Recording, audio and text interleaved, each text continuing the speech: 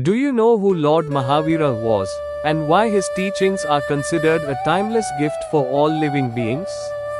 His profound messages, Anekantvad, the doctrine of multiple perspectives, and Ahimsa, the principle of non-violence, remain as powerful and relevant today as they were over 2,500 years ago. Let us journey through the divine life and eternal wisdom of the greatest spiritual leader.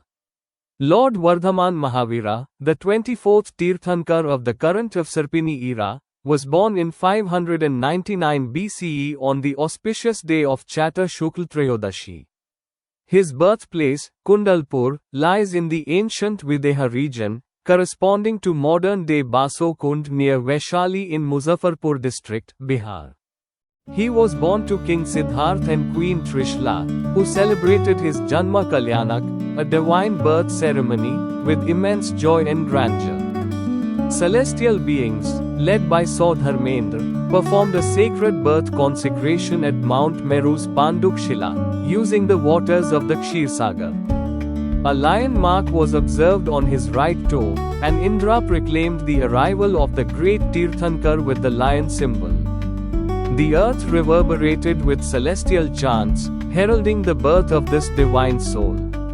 With the birth of Vardhaman, the kingdom flourished, ushering in peace, prosperity, and abundance. Hence, he was named Vardhaman, meaning, the one who brings growth and divine progress.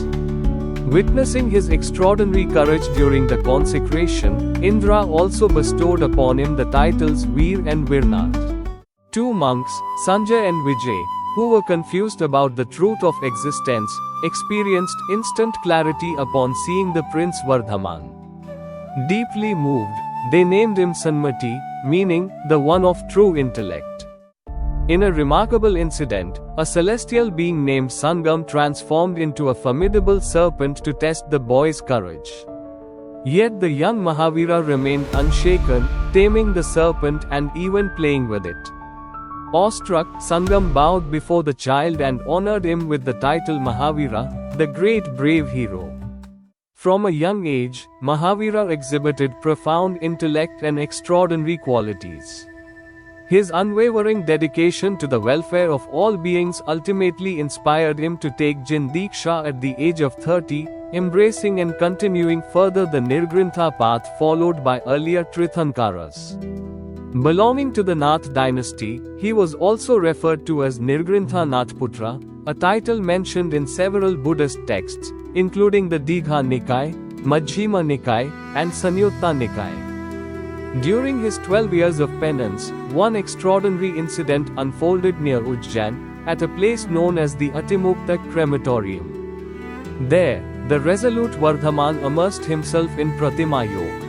The 11th Rudra, named Mahadev, sought to disrupt his focus by creating numerous challenges and tribulations. Yet, Mahavira remained steadfast and unwavering. Eventually, Rudra surrendered and honored him with the exalted titles Ativir and Mahavir. As per ancient tradition in Kundgram, present-day Baso Kund, he was also known as Narsingh, symbolizing both his lion emblem and his noble, supreme human virtues. During the Mauryan era and even before, lion-adorned pillars were erected across Vaishali and beyond to honor his legacy in the current re-establishment of eternal Jandharma preached by last Tirthankara Lord Mahavir Swami. Lord Mahavira's divine body was said to be adorned with 108 auspicious characteristics. His golden complexion radiated like the sun, and his height was described as 7 hand lengths, approximately 10 feet. Uniquely, the color of his blood was white. He lived for 72 years, embraced monkhood at the age of 30, and undertook intense penance in solitude, often dwelling in forests. For sustenance, he accepted pure food once daily in his karpatra from householders. After 12 years of unwavering penance, he attained Kevale Gyan, omniscience, beneath a sal tree near the Rijukula river in Jarimbik village, perceiving everything simultaneously. With this, he became Sarvagya, all-knowing, Kevaleen, Jin, Conqueror, Arihant, Tirthankar, and Paramatma, Supreme Soul. Following this divine awakening, Indra commanded Kubera to construct the glorious Samosharan, a celestial preaching hall where monks, Aryikas, gods, humans, animals, birds, and all living beings could equally sit and gain knowledge. Indra then recited the Jin Sahasranam Stotra, praising Mahavira with 1008 sacred names, and performed a grand celestial puja. 66 days after attaining omniscience, Mahavira delivered his first Divya Dhwani, divine sermon. His chief disciple, Gautam Swami, and many others gained deep spiritual insight. King Bimbasara of Magadha became one of his consistent listeners and ardent followers. Through the Samosharan, Lord Mahavira traveled extensively, guiding beings of all kinds toward inner awakening and ultimate liberation.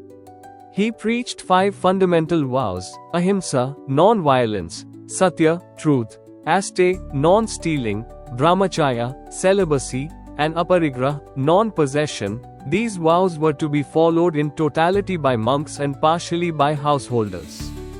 His philosophies, like Anekantvad, multiplicity of viewpoints, and Syadvada, conditional viewpoints, were rooted in intellectual ahimsa.